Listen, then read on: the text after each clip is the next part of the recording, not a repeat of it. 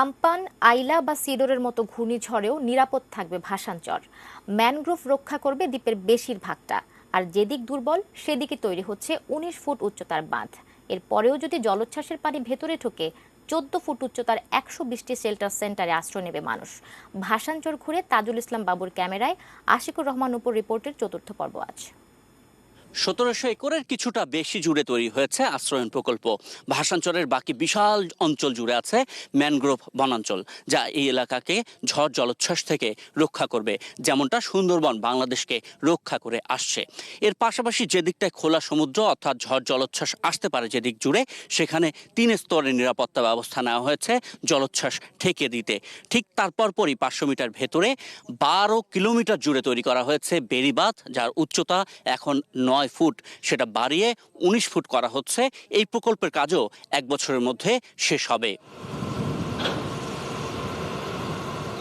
যে 9 ফিটের বাইরে কিন্তু 7 ফিটের একটা লেয়ার আমাদের আছে, এবং বিগত 2 বছরে আমাদের বুলবুল, আমপান এবং একই সাথে ফণি, এই 3টা ঘূর্ণিঝড়ে আমাদের যে পানির লেভেল ছিল সেটা well clear from the embankments, about 3 থেকে 4 ফিটের বেশি পানি এখানে হয়নি। সুতরাং হিউম্যান সেফটি নিয়ে আমরা একদম 100% কনসার্ন, এবং এই বাঁধের কাজ ইন্টারিম এম্বাঙ্কমেন্টের পরবর্তীতে 19 ফিট বাঁধের কাজ অলরেডি শুরু হয়ে গেছে। এই বাঁধ কি আসলেই যথেষ্ট? এর নিশ্চয়তা কে দেবে?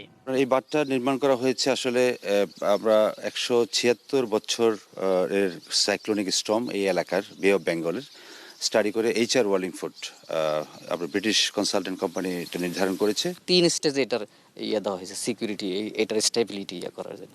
স্টর্ম সার্জের যেই মডেলিংয়ের উপর ভিত্তি করে এটা 19 ফিট করা হবে, এবং 19 ফিট যে কীভাবে করতেছে এটা পুরো ইঞ্জিনিয়ারিং যেই ডিজাইন ফলো করে, এরকমভাবে কোনো বোল্ডার কিন্তু বাংলাদেশে করা হয় নাই। ভাসানচরের আশ্রয়ন প্রকল্পের ঘরগুলো মাটি থেকে ৪ ফুট উঁচুতে, তাই প্রবল জলোচ্ছ্বাসে দ্বীপে কিছুটা পানি ঢুকলেও নিরাপদ থাকবে মানুষ। এর থেকেও বড় কিছু হলে ১২০টি ক্লাস্টারের প্রতিটিতে থাকা ৫ তলা উচ্চতার শেল্টার সেন্টারে আশ্রয় নেবে সাধারণ মানুষ, যার প্রথম তলার উচ্চতাই ভূমি থেকে ১৪ ফুট। বড় ধরনের জলোচ্ছ্বাসও যদি হয়, আমরা সাইক্লোনিক স্টর্মে যদি থাকে, আমাদের লোকজন সবাই কিন্তু 14 ফিট উপরে অবস্থান করবে। প্রশ্ন হলো, এত সব নিরাপত্তার পরেও আন্তর্জাতিক বিভিন্ন সংস্থা, NGO এবং গণমাধ্যম কেন বলছে ভাসানচর নিরাপদ না? রোহিঙ্গাদের নিয়ে একটা একটা রিজনাল বা গ্লোবাল পলিটিক্স আছে, এবং এই অঞ্চলটা আমরা যদি বলি যে কক্সবাজার বা চিটং হিল ট্রেক্স কিংবা রাখাইন, পুরো অঞ্চলের ভেতরে এই এক ধরনের অস্থিরতা তৈরি করার একটা ব্যাপার আছে। এখানে কূটনৈতিক এক ধরনের স্বার্থ বাংলাদেশের উপর চাপ সৃষ্টি করে আদায় করার যে ব্যাপার, এই ব্যাপারটিও আমাদের বুঝতে হবে। Ashikur Rahman Apu, ATN news, Bhasan Char, Noakhali.